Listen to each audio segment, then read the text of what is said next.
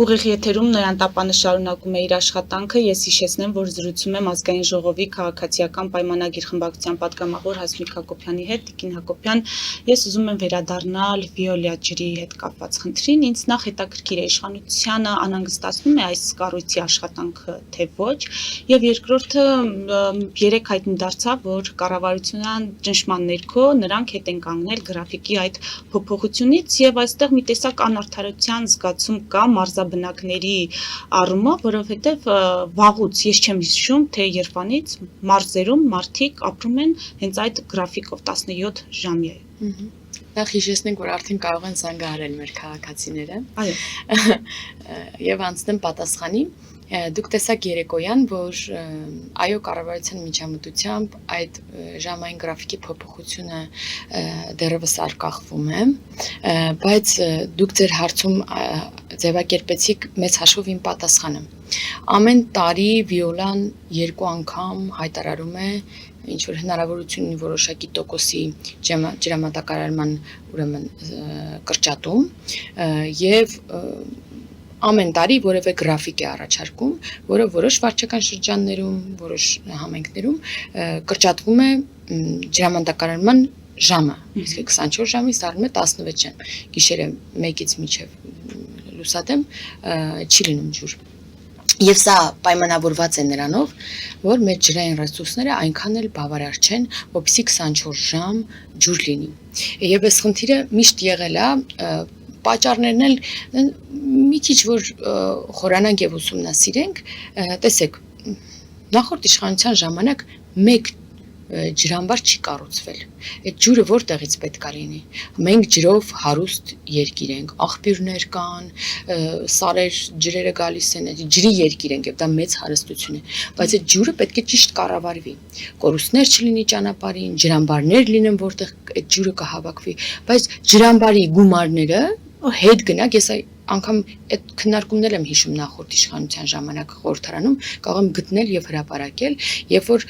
ընդունում էին հանրապետականները, որ իրենք բարբարոսաբար են վարվել մեր ջրային ռեսուրսների հետ։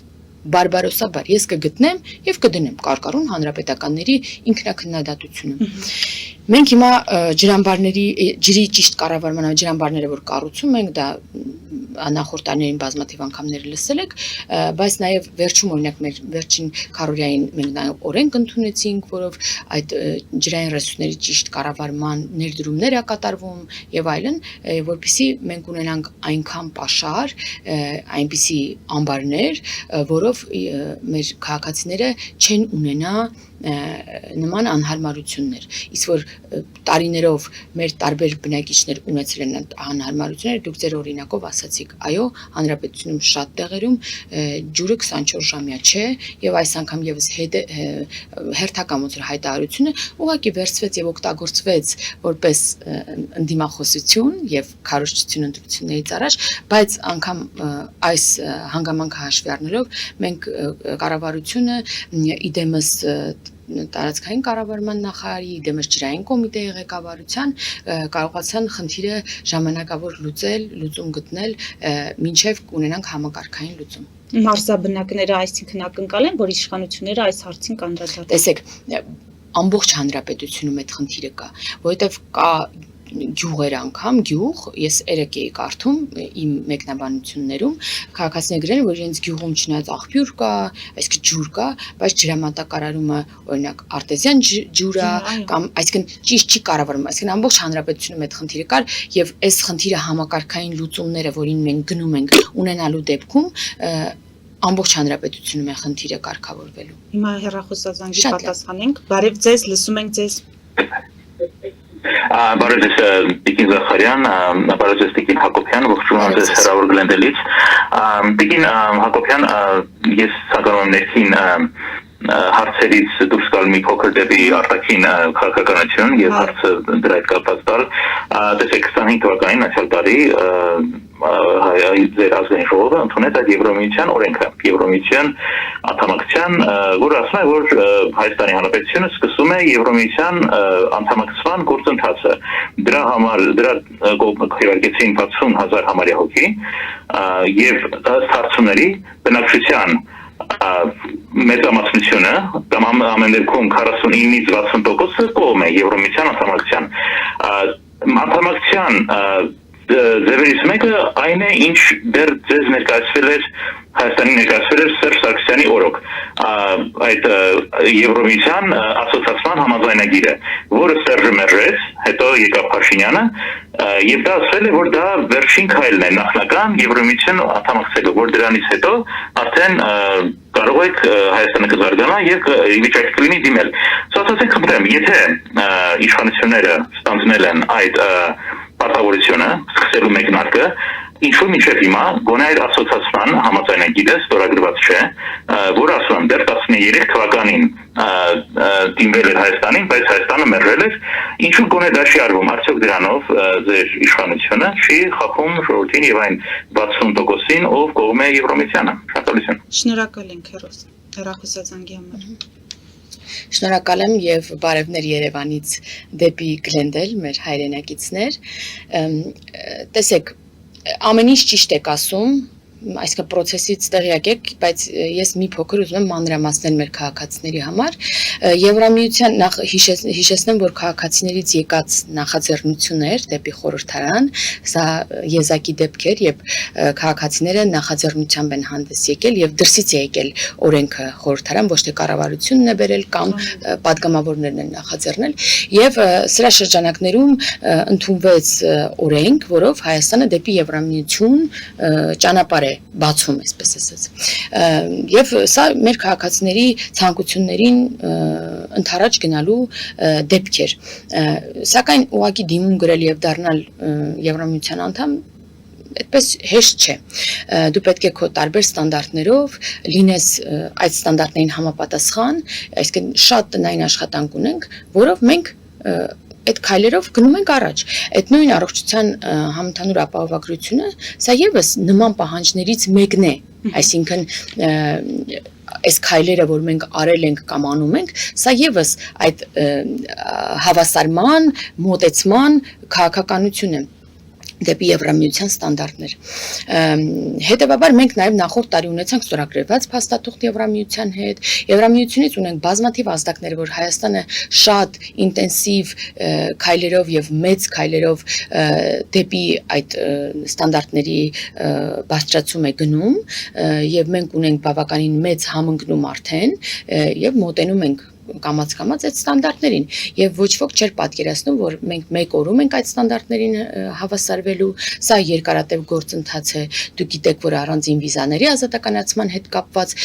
մենք մեծ առաջընթաց ունենք, սա եւս, բայց պետք չէ պատկերացնել, որ մեկ ամսից վիզաները ազատականացվելու են, այլ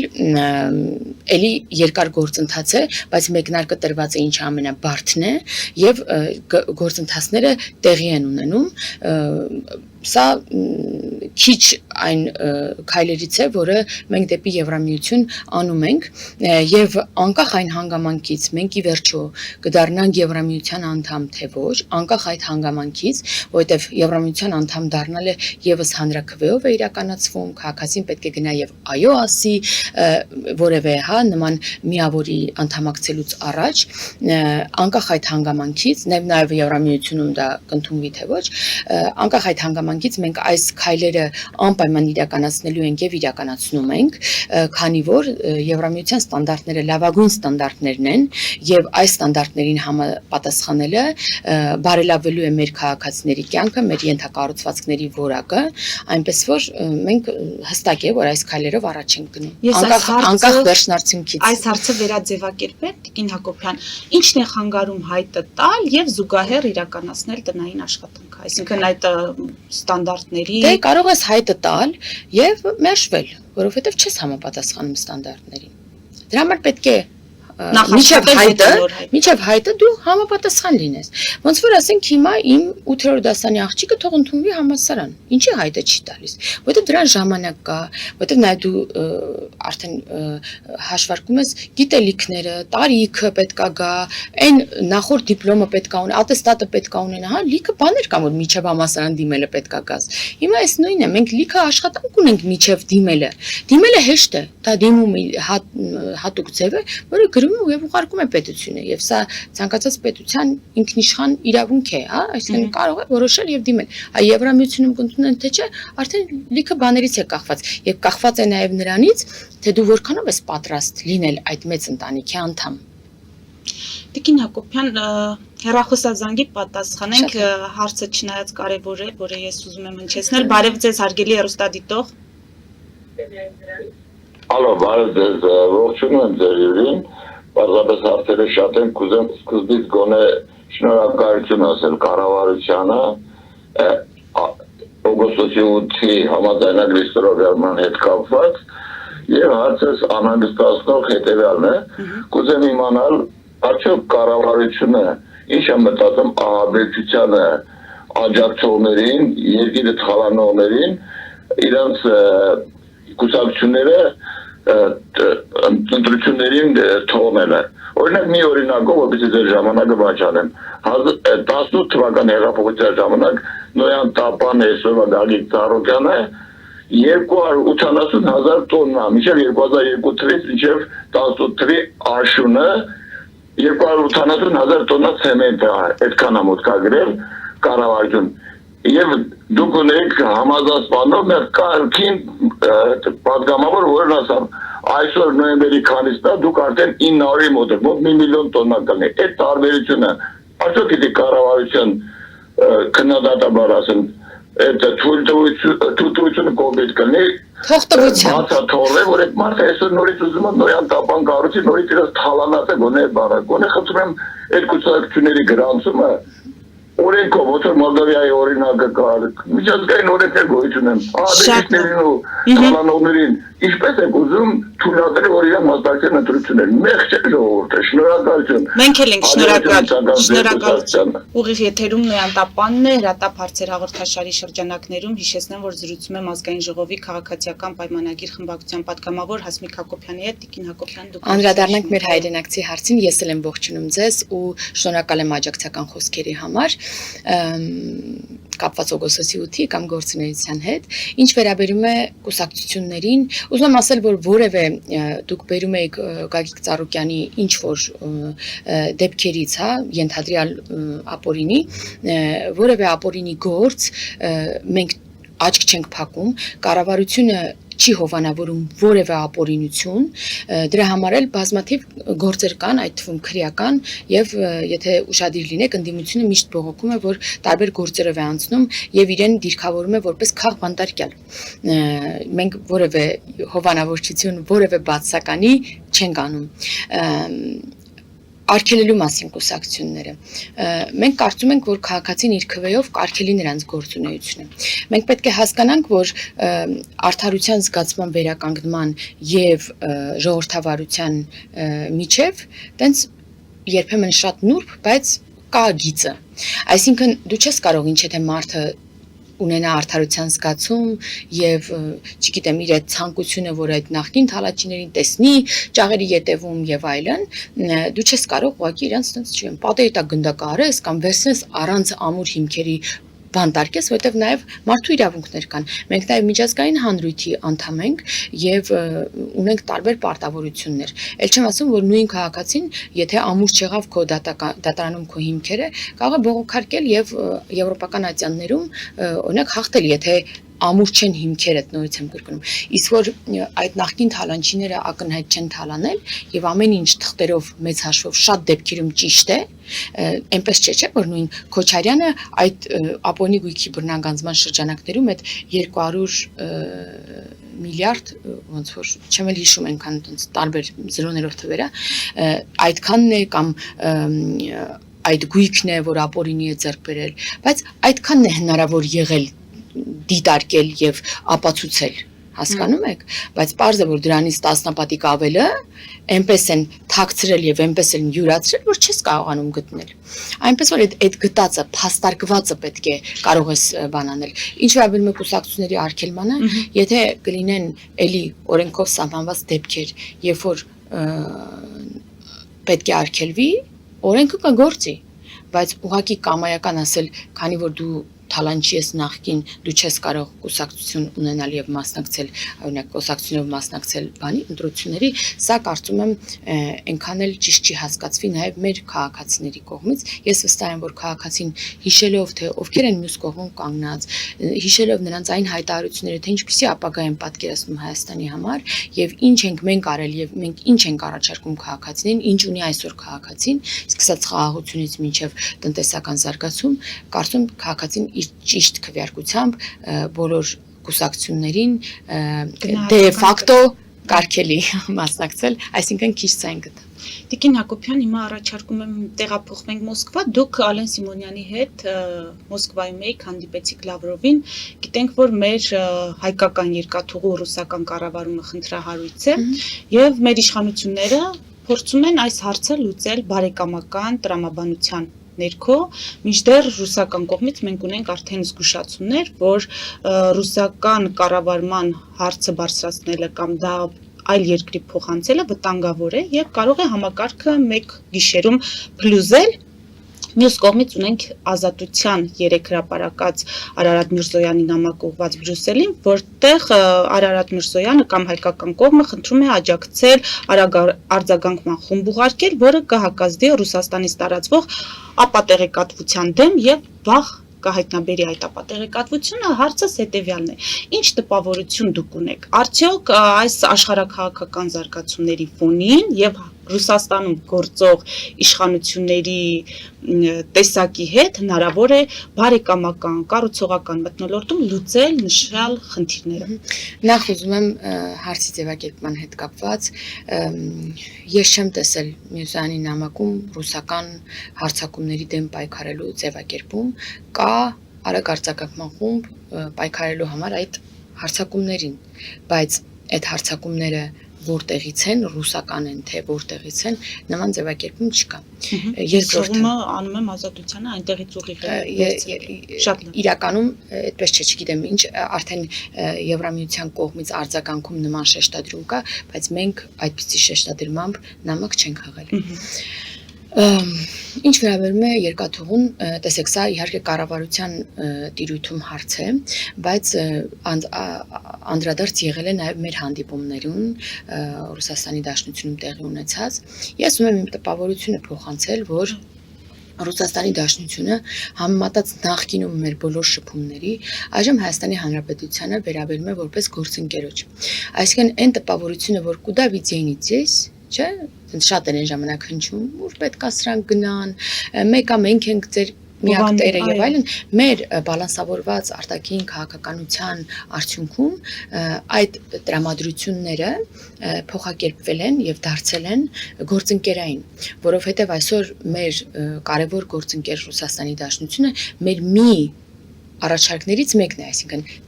դաշտում եղած երկրներից մեկն է, որը կարող է առաջարկել իր ծառայությունը, բայց Հայաստանի Հանրապետությունն է ընտրում, թե որ երկրի հետ ավելի շահավետ է, ավելի մատչելի է, ավելի որակյալ է որևէ համագործակցություն։ Ես օրինակ ատոմակայանի կառուցման, տարբեր։ Այսինքն, երբ որ կա այլընտրանք եւ երկիրը կարող է ընտրել, բնականաբար արդեն առաջարկնել, լինում է ավելի գայթակղիչ, որպեսզի ավելի շահավետ, որպեսզի երկիրը ընտրի հենց այդ առաջարկը։ Սա անգամ եթե մենք բերենք եւ պրոյեկտենք մեր առօրյայի վրա, եթե մեկ բջջային օպերատոր լիներ ենթադրենք, կլիներ թանկ, ինչպես ժամանակին էր, րոպեավճարը, կլիներ քարտը թանկ, կլիներ այն ծառայությունը, որը մատուցում են, այսինքն ծառայությունները, օպերատորները չէին մրցակցի ավելի լավ որակի համար, ավելի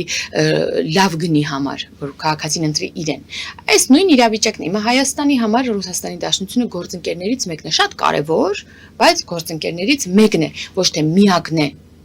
որովհետև այսօր մենք նույն ատոմակայանի կառուցման համար ունենք առաջարկ 5 երկրից։ Հասկանում եք սա ինչ է։ Ռուսաստանի Դաշնությունը 5-ից մեկն է։ Ունենք Կորեայից, ունենք Չինաստանից, ունենք Ֆրանսիայից, ունենք Միացյալ Նահանգներից, բացի Ռուսաստանից։ Եվ սա հրաշալի է։ Սա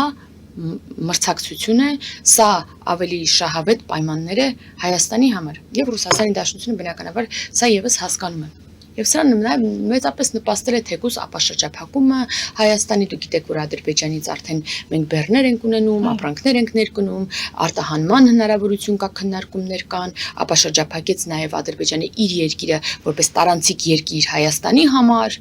եւ սա ճանապարհ է, որը այլընտրանքն է գոյություն ունեցողի, եւ սա եւս չի կարող քաղաքացու վրա չունենալ դրական ազդեցություն։ Տիկին Հակոբյան, Ռուսաստանը հասկանում եւ ընդունում է եւ այդ հանգամանքի հետ հաշվի է նստում, թե Ռուսաստանը հասկանում է եւ փորձելու է ամեն ինչ անել, որպեսզի չտուժի ինքը, որովհետեւ հայկական շահի առաջ մղումը ձեր թվարկած բոլոր ոլորտներում դա նշանակում է ուղիղ ոտնահարում կամ վնասում ռուսական շահերի։ Գիտեք, ամեն երկիր իր շահն է ունենում որևէ համագործակցության ժամանակ։ Եթե ժամանակին ես հասկանում եմ, որ նույն Ռուսաստանի Դաշնության մեր գործընկերները սովորեն, որ Հայաստանը Ռուսաստանի շահը ունենա իր առջև որևէ որոշման դեպքում։ Այո, երկար տարիներ այդպես է սովոր այդ Կամաց Ռուսաստանի Դաշնությունը հասկացել է, կարծում եմ, որ Հայաստանի Հանրապետությունը նախ իր շահն է առաջ քաշում։ Ցանկացած համագործակցություն կլինի Միացյալ Նահանգների հետ, կլինի Ֆրանսիայի Հանրապետության հետ, կլինի Ադրբեջանի հետ, կլինի Ռուսաստանի Դաշնության հետ։ Յուրաքանչյուր համագործակցության դեպքում միամտություն է կարծել է, որ որևէ երկիր հայի սիրուն աչքերի համար է կամ որպես առաջին քրիստոնյա ազգ լինելու համար է, որ աջակցում է կամ համագործակցում է։ Յուրաքանչյուր երկիր իր շահն է ունենում։ Այսօր Թրիփի համագործակցությունը, Թրիփի շուրջ, Միացյալ Նահանգները այդտեղ ուղիղ տնտեսական շահ ունի, ուղիղ եկամուտներ ունի։ Այսինքն յուրաքանչյուր երկիր իր շահն է ունում, Ռուսաստանի Դաշնությունն էլ է իր շահը տեսնում։ Դա հասկանում ենք, իմ հարցը։ Հիմա մենք էլ մեր շահն ունենք։ Մենք մեր շահն ենք առաջինը դնում։ Եվ պետք է հերիք է արդեն, օրինակ, ես տարբեր խոսակցություններ ա լինում, մեկ էլ ընդդիմությունը սովոր է, չէ՞ որ ինքը առաջին իր շահը չպետք է բանանի, տեսնի։ Ասում են, դուք պատկերացնում եք Իրանը, Իրանի համար սա ինչ է։ Դուք պատկերացնում եք Ռուսաստանի դաշտ, ասում ենք, հələ մի րոպե, մի հատ վերացեք աշխարհից։ Քո երկիրը, դու քո երկրի համար ո՞րն է քո շահը։ Դու դրանից պետք է քո մեկնարկը պետք է այդտեղ լինի։ Հաշվի առնելով արդեն դիվանագիտություն, հարաբերություններ, հետագա ամեն ինչ, բայց առաջնայինը քո երկրի շահն է։ Իսկ որևէ խոսակցության ժամանակ դուք չեք տեսնի առաջինը Հայաստանի շահի մասին խոսակցություն, չեք տեսնի նման բան։ Միշտ հղում է կատարվում Իրանի Իսլամական Հանրապետությանը, Ռուսաստանի Դաշնությանը, չկա Հայաստանի Հանրապետությունի խոսակցությունում։ Հայաստանի Հանրապետությունը միջնորդ ինչ որ մի բան է, որը պետք է հարմարեցի այլ երկրների շահին։ Այդպես չէ։ Եվ դա հասկանում է շահը պաշտպանելու ճանապարհին իշխանությունը ունի մտահոգություններ, վախեր, այդ հնարավոր սպառնալիքներից, հնարավոր գործողություններից, որոնք կարող են հաջորդել, որովհետև երբ որ լսում ենք ոչ ձեր քաղաքական ուժի ներկայացուցիչներն, այլ քաղաքական տարիներ շարունակ տեսել ենք, հարգելի Տիկին Զաքարյան։ Տեսեք, ժամանակին որևէ մի հայտարարությանը հաջորդում էր լարսի փակում։ Որևէ մի գործողությանը, հայտարարությանը կամ հաջորդում էր որևէ մեր տնտեսվարողի արտահանած ապրանքի մեջ ինչ որ ցուպիկի հայտնաբերում։ Այսինքն այս ամեն ինչը մենք տեսել ենք, մենք այս վտանգավոր փուլից անցել ենք եւ Ռուսաստանի Դաշնության հետ մենք թշնամի չենք եւ չենք պատրաստվում տարածաշրջանում այս թշնամական հարաբերությունները հարթելուց հետո ունենալ այլ թշնամի։ Սա պետք է հասկանալ։ Մենք որ ասում ենք բալանսավորում, սա չի նշանակում, որ մի թշնամուն փոխարինում ենք մեկ այլ թշնամուն։ Սա նշանակում է թշնամանքը վերացնել եւ համագործակցել, հավասարապես համագործակցել բոլորի հետ։ Այսօր Ռուսաստանի Դաշնությունը մեր ռազմավարական կարևոր գործընկերն է։ Մենք ունենք շատ արմատավորված հարաբերություններ եւ գործակցություն, համագործակցություն, սա միանշանակ է եւ որոշ մեր գործընկերներ, որոնք հատկապես ունեն հակառուսական բաներ, հայացքներ, նրանք պատկերացնում են, որ մենք պետք է թշնամանք ունենանք Ռուսաստանում։ Ոչ, Ռուսաստանի Դաշնությունը կարևոր գործընկեր է, մենք շարունակում ենք խորացնել համագործակցությունը եւ համապատասխանեցնել այն փաստաթղթային այդ մակարդակին, որը նախկինում այդպես չէր։ Այսինքն ռազմավարական գործընկերոջ համագործակցություն չէր, որովհետև շատ բարդ իրավիճակներում մենք տեսել ենք Ռուսաստանի Դաշնության դիրքավորումը եւ ասել ենք հարգելի գործընկեր, արի մեր պայմանավորվածություններին համապատասխան գործիր։ Այսինքն մենք ուզում ենք, որ լինի լավ հարաբերություններ, թշնամանք ոչ։ Ուղիղ եթերում Նոյան Տապանը շարունակում է իր աշխատանքը։ Ես հիշեցնեմ, որ զրուցում եմ Ազգային ժողովի քաղաքացիական պայմանագիր խմբակցության պատգամավոր Հասմիկ Հակոբյանի հետ։ Տիկին Հակոբյան, մենք մոտենում ենք մեր հարցազրույցի վերջին հատվածին, հարցս հետևյալն է։ Ադրբեջանը շարունակում է պնդել այդ սահմանադրական փոփոխությունների անհրաժեշտությունը, որից հետո անմիջապես ասում եք ստորագրի խաղաղության պայմանագիրը։ Հիմա մենք տեսնում ենք, որ իշխանությունը այո հակված է նոր տեքստում անկախության հռչակագրին հղում չանել։ Ինձ հետաքրքիր է դուք ունեք պլան B, եթե հանրությունը չաջակցի ձեզ այդ հարցում, այսինքն հանրությունը ոչ ասի սահմանադրական փոփոխություններին այն տեսքով, որով որ կառաջարկեք։ Մենք շատ երկար հնարավորություն ենք ունեցել բացատրելու ադրբեջանական պահանջի եւ մեր ներքին սահմանադրական նոր սահմանադրության խոսակցությունները եւ ես չեմ ուզում հիմա նորից կրկնվեմ, բերեմ ամսաթվերով, մենք երբ ենք դրա կարիքը տեսել, մենք երբ ենք խոսել նոր սահմանադրության մասին, ես չեմ ուզում դա անել, որովհետեւ դա դրանով հոգնեցրել ենք արդեն, որովհետեւ այս հարցով հետաքրքրված քաղաքացիները միլիոն անգամ լսել են մեր բացատրությունը, որ սահմանադրական փոփոխությունը, որը վարչապետը հայտարարեց, որ կարող է նոր սահմանադրության բերել միջև, սա եղել է շատ ավելի վաղ, քան հետո Ալիևն է հայտարարել դրա մասին։ Այն, որ նաև միմյանց ներքին գործերին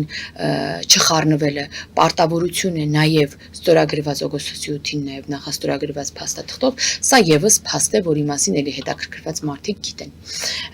Ալիևը ինչ է հայտարարում, ես դնում եմ մի կողմ։ Մենք մեր ներքին հարցն ենք լուծում, նախ որովհետև սահմանադրությունը երբեք չի ընտրվել քաղաքացիների կողմից, մենք գիտենք ինչ կերպ է այդ ինչ խախտումներով է դա տեղի ունեցել եւ ինչի համար Սերժ Սարգսյանի հակով կարելու համար սահմանադրություն եւ շատ կարեւոր է սակայն որ այն մեր Միացյալ Նահանգներից են հիմնականում լսում Միացյալ Նահանգներում հաստատ այդ կապը իրենց այդ սահմանադրության հետ հատկապես Միացյալ Նահանգների քաղաքացիները մեր հայրենակիցները, որոնք քաղաքացի են, կփաստեն, որ շատ կարևոր է։ Այսինքն մարդը, օրինակ Հայաստանում ես չեմ հիշում դեպք, երբ որ մարդը իր սահմանադրությանը հղում է անում, եւ որ մարդը կարդում է իր սահմանադրությունը, հիմա թող բոլորը մեզ լսողները մի հատ վերհիշեն։ Իրենք երբևէ, միջև այս խոսակցությունները, հա, գոնե սահմանադրական փոփոխությունների, երբևէ վերցրել կարդացել են այն մայր օրենքը, որից պետք է բխի իրենց գործունեությունը, ոչ։ Որովհետև ինքը չի ընտրել, ինքը կապ չունի սահմանադրության հետ, իր հետ չի քննարկվել դա, ինքը չի իր քվեով չի եղել այդ սահմանադրական փոփոխությունը։ Եվ մենք կարծում ենք, որ այդ կապը շատ կարևոր է, որ շատ երկար պետք է քննարկվի, քաղաքացին պետք է հասկանա իր սահմանադրությունը, պետք է ընդունի, պետք է կապը զգա եւ գնա ընտրի։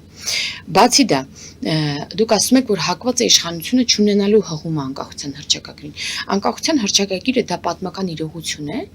որը չես կարող չեղարկել։ Այսինքն դա փաստ է, որը եղել է, անցել է։ Սա բեկանելի բան չէ։ Դու չես կարող ինչ-որ օրենք ընդունել եւ ասել, չէ, դա չի եղել, դա եղել է, դա պատմական փաստ է։ Արդյոք դրա հղումը սահմանադրությունում նոր կլինի թե ոչ։ Ես կարող եմ իմ անձնական կարծիքն ասել, բայց այդ փուլին սահմանադրական նոր սահմանադրության, հա, այդ հանձնաժողովը, որը զբաղվում է հենց այդ քննարկումներով, չի անդրադարձել դեռ։ Այսինքն խումբը, որը աշխատում է դրա վրա, դեռ այդ կետին չի հասել, որպեսզի հակվածությունը հասկանանք, հա, ինչ որոշում կկայացվի վերջը։ Ես իմ անձնական կարծիքն եմ ուզում ասել, նաև քանի որ ուսումնասիրել եմ օրինակ 95 թվականի քննարկումները նոր սահմանադրության խորհրդարանում ժամանակին, ես գիտեմ թե ինչպես է այդ հողումը հայտնվել սահմանադրության մեջ։ Դա պայմանավորվածություն է եղել, պայմանավորվածություն, որպեսզի կողմ քվեարկեն։ Հասկանում եք։ Արհեստական ինչ որ նախաբան է ստեղծվել, այդ հղումը դրվել է այդտեղ, հետո սկսել է սահմանադրությունը։ Հիմա արդյոք այս նախաբանի, այս արհեստական նախաբանի կարիքը կա թե չէ, եթե ինձ հարցնեն, եւ երբ որ գա այն փուլը, երբ որ ես կարող եմ արդեն իմ առաջարկը կամ կարծիքն ասել, ես կասեմ, որ ոչ, որովհետեւ դա կապ չունի սահմանադրության հետ։ Մենք հրճակել ենք ներկա եւ ապագա, նոր ներկա եւ ապագա, այսպես ասած 4-րդ հանրապետություն, իրական Հայաստան, որտեղ չկա մեր հարևաններից որևէ մեկի նկատմամբ տարածքային պահանջ, որևէ մեկի։ Մենք ֆիքսել ենք մեր 29743 քառակուսի կիլոմետր սուվերեն տարածքը եւ հանձնառություն ենք վերցրել այդ տարածքից դուրս չունենալ հավակնություն ոչ մի ուղղությամբ, որևէ հարևանի ուղղությամբ։ Եվ սա երաշխիքն է նաեւ մեր անվտանգության, որովհետեւ այն ականջահաճո խոսքերը, որ այ, չգիտեմ, Նախիջևանը մերն է, Ղարաբաղը մերն է, Պարսկահայք նահանգը, որը մեծ հայքի, որը այժմ Իրանի Իսլամական Հանրապետությունում է, մերն է, Ջավախքը մերն է, այսինքն դուք հասկանում եք, Արարատը մերն է, ես հիմա ինչ ասեցի, սա մեր բոլոր հարևաններից տարածքային պահանջ է։ Շատ լավ, Սա ականջահաճո է, բայց վտանգավոր է։ Դրա համար պետք է գնաս կռվես եւ զոհվես։ Եվ կարող ես գնալ 4 հարևանի պատերազմ հայտարարել եւ հողեր վերցնել։ Սա արդեն ամեն քաղաքացի թող մտած ինքը պատրաստ է իր եւ իր երեխայի կյանքով այս փոքր 3 միլիոնանոց պետության մեջ նման բան անել։